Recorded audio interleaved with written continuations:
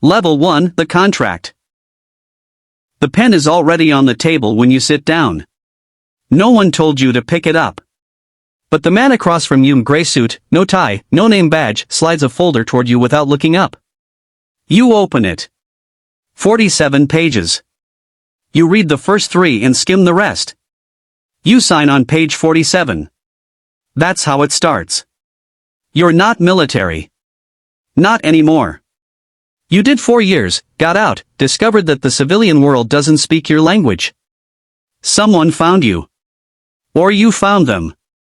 Either way, here you are. Your title is Contractor, Tier 3.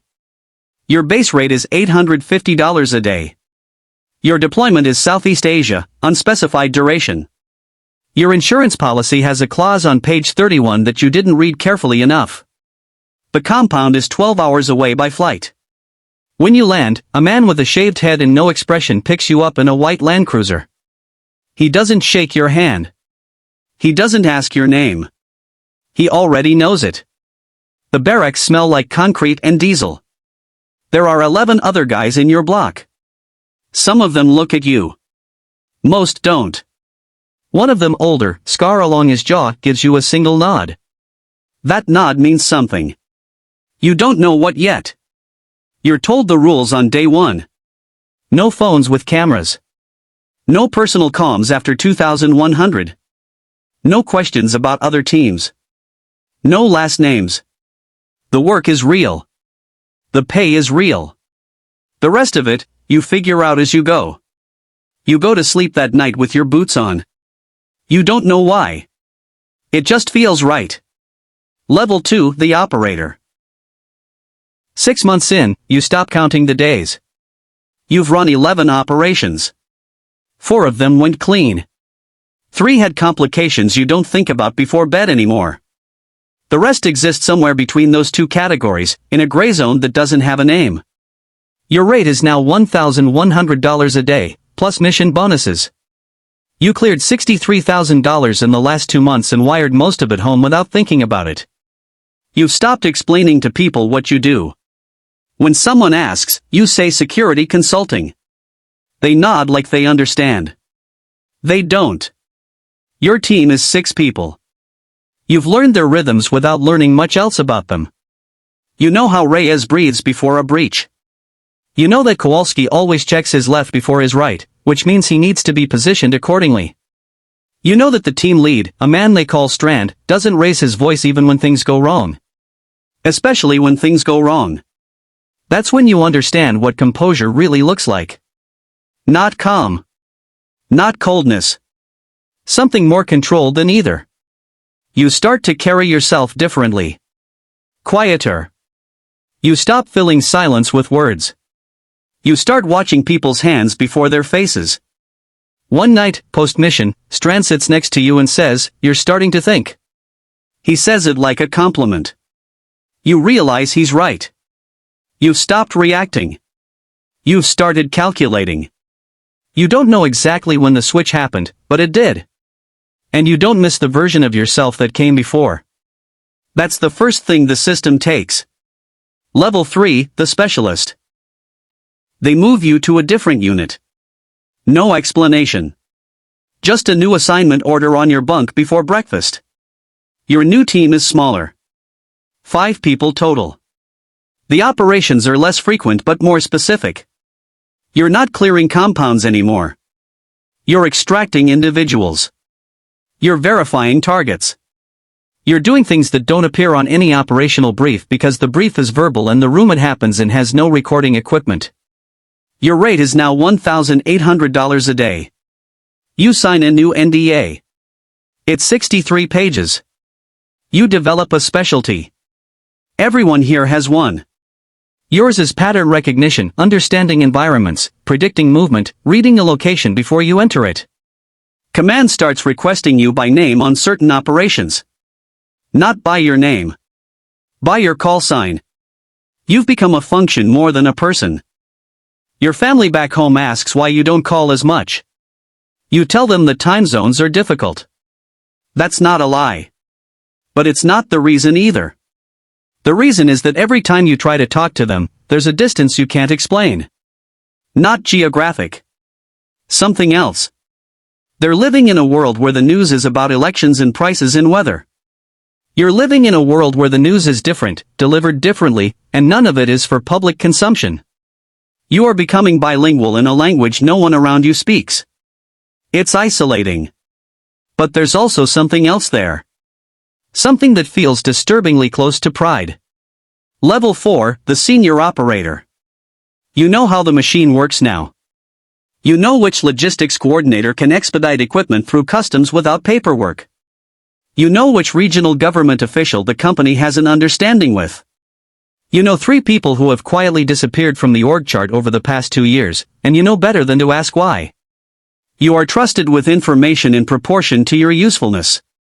That equation never changes. Your team lead position comes without ceremony.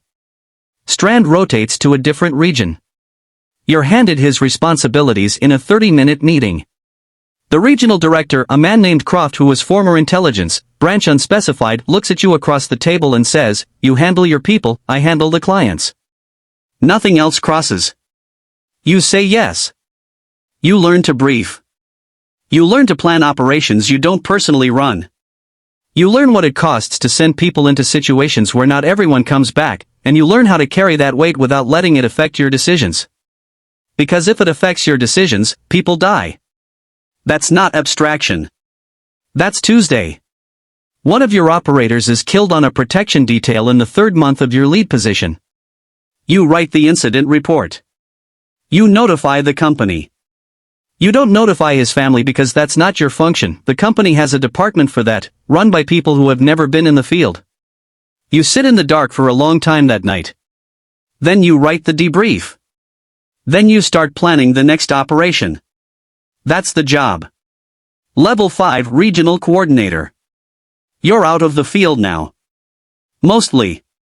Your office is in a mid-rise building in a city that doesn't advertise what happens inside it. You manage 4 teams across 2 regions. You have a budget that's reviewed quarterly and a client list you access on a secure terminal that logs every interaction. You wear civilian clothes every day. You eat at restaurants. You go to meetings where men in suits talk about liability and asset management using language that is technically accurate and completely detached from what those words mean in practice. You've become fluent in that language too. You are responsible for personnel decisions now. Hiring, reassignment, termination. When you terminate someone's contract for cause, you use words like operational misalignment and conduct review outcome.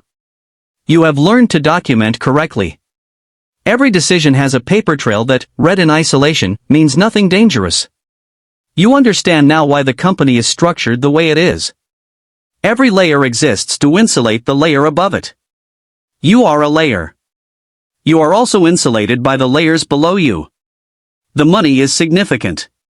You have accounts in 2 countries. You own property you've never seen in person. Your financial advisor, a quiet man who asks no questions, meets you twice a year. You have not spoken honestly to anyone in a long time. Level 6, Director of Operations. The decisions you make now affect hundreds of people and you will never meet most of them. You approve operations based on risk assessments, client contracts, and regional intelligence summaries. You do not approve them based on what they feel like. You learned to remove that variable years ago. The company's clients are governments, corporations, and entities that exist in the space between those 2 categories. You know which conflicts your teams are active in. You know which outcomes the clients prefer. You understand that your job is to align those 2 things efficiently. You have dinner with people who make policy. You have breakfast with people who fund it. You have learned to be useful to both without belonging to either. Your name appears on no public document. The company appears on no public document in any meaningful way. You exist in the official record as a consulting firm registered in a jurisdiction with favorable disclosure laws. You have not thought of yourself by your given name in years. You think of yourself by what you do. What you manage. What you control. At night, the quiet is heavy.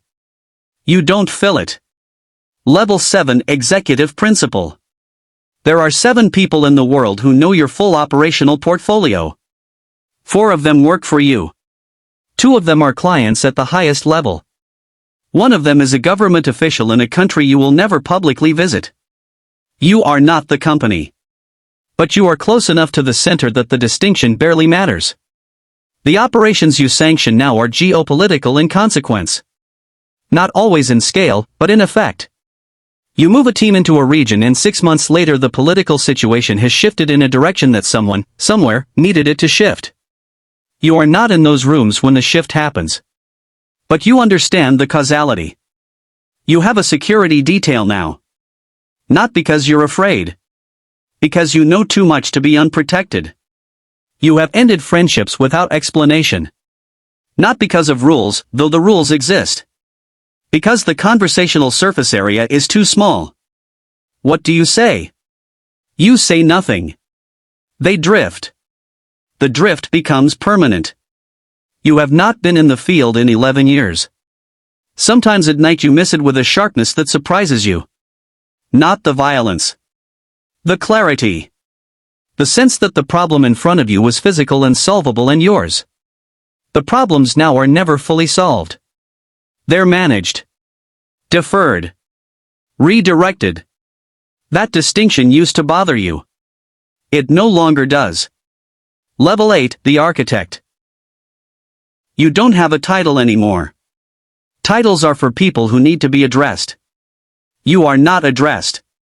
You are consulted, occasionally, by people who travel to meet you and do not tell their assistants where they're going. The company runs without your daily involvement. It ran without your daily involvement for the past 4 years. You built systems and those systems built more systems and now the thing moves on its own momentum, which is how you designed it. You are 61 years old. You are in excellent health. You live in a house on a property that is not findable on any mapping service. You have a staff of 4. You speak to most of them by first name. One of them you've known for 22 years. You have no social media presence. No professional profile. No public biography. If you search your name, you find a man in Ohio who sells industrial equipment. That man is useful. You pay for his continued existence in that form. The things you have done, the decisions, the operations, the consequences exist in you as a kind of geography. You don't revisit it often. But you know the terrain. Every ridge.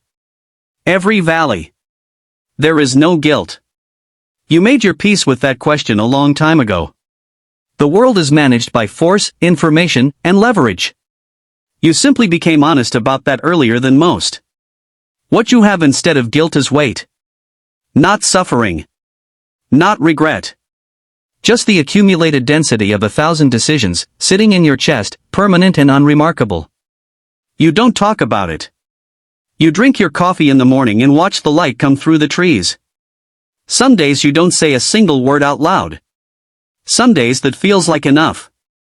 Some days it doesn't. The cycle. Somewhere, a conference room is quiet except for the sound of a pen on paper. A folder. 47 pages. A man in a gray suit who doesn't introduce himself. The new contractor reads the first 3 pages. Schemes the rest. His hand is steady when he signs. He thinks the rate is the point. He thinks the work is the point. He's looking for something, structure, purpose, an edge he didn't know he had. He tells himself it's temporary. A few years.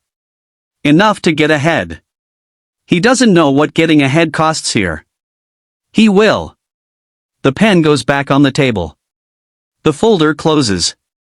The door opens.